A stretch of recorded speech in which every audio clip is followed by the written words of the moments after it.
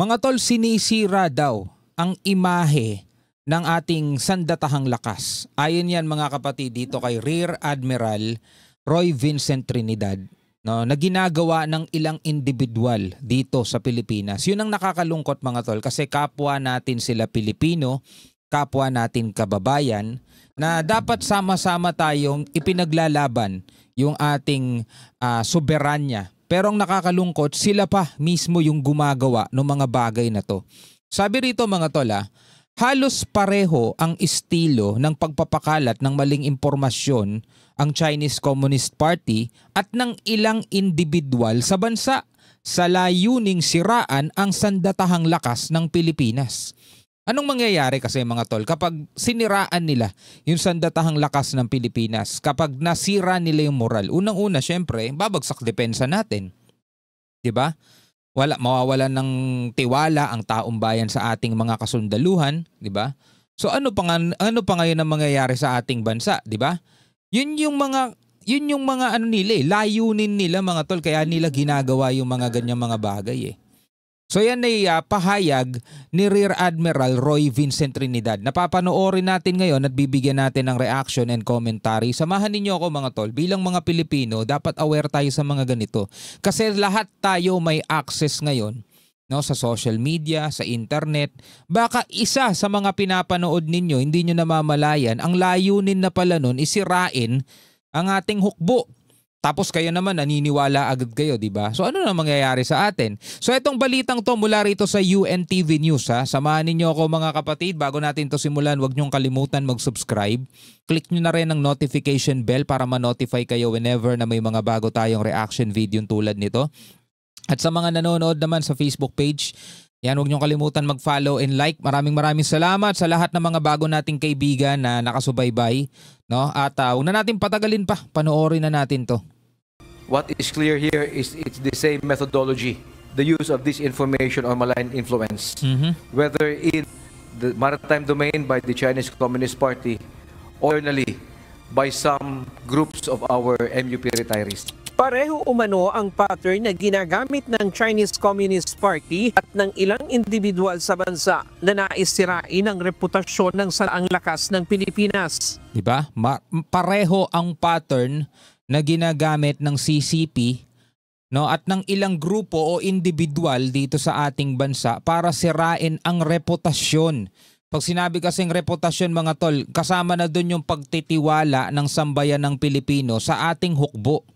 Diba? Kasama na rin siguro dyan yung mga nagpapakalat na meron daw mga ghost project, ang military, bilyon-bilyon. Mga tol, marami kayong mababasang ganyan sa social media. No, marami kayong mababasang ganyan nagpo-post, kaya pala ang ating mga sundalo ayaw gumalaw. Kumbaga parang pine-pressure nila yung mga sundalo natin na makialam na talaga sa politika. Ang ginagawa nila para ma-pressure etong mga sundalo natin na makialam sa politika, ginagawan nila ng ganitong klaseng issue na kesyo ang mga sundalo natin tumanggap ng bilyon-bilyon, 'di ba? Di ba nilinaw na nga nila yan, yung mga tawag dito mga project, halimbawa mga barracks na ganyan, hindi naman sila yung gumagawa nung DPWH ang gumagawa nun, hindi sila tumatanggap ng pera doon. Kung meron mang anomalya doon mga tol, labas sila doon. Kasi unang-una hindi sila kasama sa bidding, hindi sila kasama doon sa iba pang mga mga proseso, 'di ba? Gagawan sila ng barracks, kung hindi natuloy, anong kinalaman nila doon? Hindi naman sila mga kontraktor.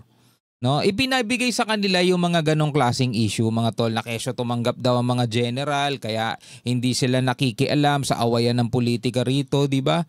Paulit-ulit na nga nating sinasabi, non-partisan itong ating hukbo. Kailangan mag-focus sila sa pagresolba ng mga problema natin ng terorismo, ng mga rebelde o kaya ng mga pananakop. Hindi sila dapat maglingkod sa kahit na sino mang politiko, kasi biruin mo sinasabi ng iba, naglilingkod sila, suportado nila yung mga magnanakaw. Alisin nila yan, sinong papalit? Sigurado ba kayong hindi mga magnanakaw yon? Sino makikinabang? Diba? Sino makikinabang? Sigurado ba kayo na may mga papalit na politiko hindi magnanakaw? Diba? Di parang nakialam din sila doon mga tol. Di parang sila na rin mismo yung naglagay ng isa pang magiging problema natin. Diba? Saka mawawala yung demokrasya mga tol. Diba? Hindi kasi naiintindihan ng ibang tao yun eh. Kapag ang AFP, mga tol, pinili lang nila kung sino yung gusto nilang iupo dyan, mawawala na yung demokrasya. Diba? Kasi meron tayong demokrasya, mga kapatid, no? Kung sino yung pinakamataas ang boto, ibig sabihin yun ang nagwagi. Pero kung AFP lang ang pipili, paano kung ang ilalagay ng AFP dyan hindi naman din gusto ng madlang Pilipino? Di wala na tayong karapatan magreklamo, ganun ba? Hindi kasi naiintindihan ng iba yun eh. Tuloy natin. Ayon kay Rear Admiral Roy B. Trinidad, tagapagsalita ng Philippine Navy sa issue ng Philippine Sea, kung ang China ay nagpapakalat ng maling impormasyon gaya ng pag-angkin sa ating teritoryo at ang pinagong pagdeklara ng nature reserve sa Bajo de Masinloc.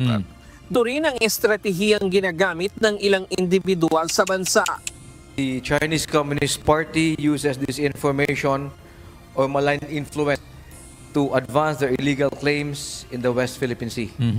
This includes the 9-dash line, the Chinese Coast Guard law, the recent pronouncement on a nature reserve, and the other false narratives. In the domestic scene, the same tool is used by certain persons or groups to discredit the AFP and to erode social cohesion. Inihalimbawa ni Trinidad ang tangkang paggamit sa mga retiradong opisyal ng militar at uniform personnel upang siraan ng AFP. Nakakalungkot, di ba? Kaya panawagan niya sa mga retirado na huwag magpagamit sa mga nagnanais lamang na maghasik ng kaguluhan para sa sariling interes. Diba? Kapag halimbawa meron kang ibinagsak na politiko at meron kang inaangat na isang politiko, either way nagpapagamit ka eh. Diba? Napagamit ka para sa gain ng isang politiko. Diba? Ganon yun eh. Recently, there was an attempt to agitate some of the members of our MUP retirees to organize them and eventually mobilize them against the AFP. We call on our MUP retirees to help protect their ranks from certain individuals who deliberately distort the truth for their own ulterior motives. Let us be cautious so as not to become victims of this information, whether in the maritime domain or in the internal setting. Sa ngayon, wala pang direktang ebidensya na may kinalaman ng China sa lokal na pagpapakalat ng maling impormasyon. So wala pang ebidensya na kasama ang China dyan. Pero pwede, no? Dahil kapakinabangan din nila yan eh. Lalo na kung ang iuupong bagong presidente, halimbawa inalis si PBBM, ang mapapalit na bagong presidente is pro-China. Diba? Di magkakaroon tayo lalo ng malaking problema rito sa West Philippine Sea. Pro-China na yung nakaupo eh.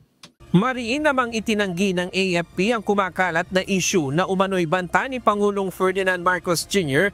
na tatanggalin ang pensyon ng mga retiradong opisyal ng sandataang lakas. Hindi naman, wala namang sinabing ganun sa report eh. Ginagawan lang nila ng kwento yung mga amay-ayaw kasi 'di ba binigyan na rin natin ng reaction video nung nakaraan. Hindi naman nabanggit yung palasyo doon eh. Sabi nga pinag-aaralan, 'di ba, natanggalan ng pensyon. Ako nga ang reaction ko diyan, kung talagang binabantayan naman na nila, nakamonitor na sila doon sa mga nagpapakalat di umano ng fake news, di kasuhan na lang nila, wag na lang nila tanggalan ng pensyon. Kasi wala naman na sa serbisyo 'yun eh. Diba? Kung nasa serbisyo yun, pwede. Matatanggal talaga lahat ng benepisyo. Diba? Kung nasa serbisyo pa sila. Pero pension na yun eh. Kumbaga parang ano na yan eh. Pinagtrabahuan na nila yan eh. Nagbabayad yan ng malaki para magkaroon ng pensyon balang araw. Diba? Lahat naman eh. Kaya yung mga nagtatrabaho, nagbabayad sa SSS. Diba? Nagbabayad sa pag-ibig. Lahat nagbabayad yan mga tol para pagdating ng panahon, meron silang makukuha pag hindi na sila nagtatrabaho. So kumbaga, binayaran na nila yun, napagsilbihan na nila yun, karapatan na nilang makuha yung pension na yun. Ngayon, syempre, hindi kasama sa karapatan na magpakalat ka ng fake news. Pag nagpapakalat sila ng fake news, mga tol, doon na lang nila kasuhan. Ayon sa AFP, walang katotohanan at malisyoso ang mga akusasyon sapagkat patuloy ang suporta ng pamahalaan sa kanila at sa kanilang mga benepisyo. A military pension is an earned benefit. Granted only after at least 20 years of honorable and loyal service to the nation. Diba? Earned. 'Di ba? Earned benefit. This is protected by law and cannot be arbitrarily withdrawn. Malinaw, 'di ba? Malinaw. Maaaring matanggalan lamang ng pensyon ng isang retiradong opisyal kung may final conviction ito sa mga kasong may kinalaman sa moral turpitude, gaya ng rebelyon, sedisyon o kudeta, alinsunod sa Presidential Decree 1638. So yun pala may batas naman pala dun na maaaring matanggalan lang ng pensyon mga tol kung masasangkot sa mga ganong kaso. Diba? Hindi ko alam kung kasama fake news dun Pero pwede kasi silang kasuhan na dahil nagpapakalat ka ng fake news, pwedeng nag-aano ka ng sedition, diba? So pwede pa rin sila matanggalan ng pensyon kung mapapatunayan. Paalala ng AFP sa publiko, huwag magpapakasangkapan sa mga maling impormasyong kumakalat sa social media na maaaring magdulot lamang ng kaguluhan. Ryan Lacanla. Alright mga kapatid, yan malinaw. Diba? Malinaw, dapat tayong mga Pilipino, nagkakaisa tayo at sinusuportahan natin yung ating hukbong sandatahan mga tol. Kasi wala namang ibang magtatanggol sa atin diba? Sila yung makikipaglaban para sa atin. Ngayon kung sisirain natin yung reputasyon nila, diba? Para iangat yung mga politiko, naiiwan lang din naman tayo pag nagkagulo, diba? May mamili kayo at siguraduhin ninyong sa tama kayo pumipili. Etong mga sundalong to mga tol, indang ibuwis nila mga buhay nila. 'Di ba? Hindi tayo iiwan ng mga 'yan. Handa nilang ibigay yung sariling buhay nila para sa ating bansa. Pero yung mga politikong gumagamit lang dun sa iba para maiangat sila, maibagsak ito, maiangat sila mga tol. Pag nagkagulo, aalis din ng bansa yung mga 'yan, iiwan tayo niyan Lilipad lang yan sa ibang bansa, dun sila magtatatago. Naku po. Diba? Mamili kayo ng susuportahan ninyo. Anyway, bilang mga Pilipino, ano masasabi nyo dyan? Comment na lamang kayo sa ibaba. Hanggang sa muli, ako nga pala si Shobaldi. Peace out.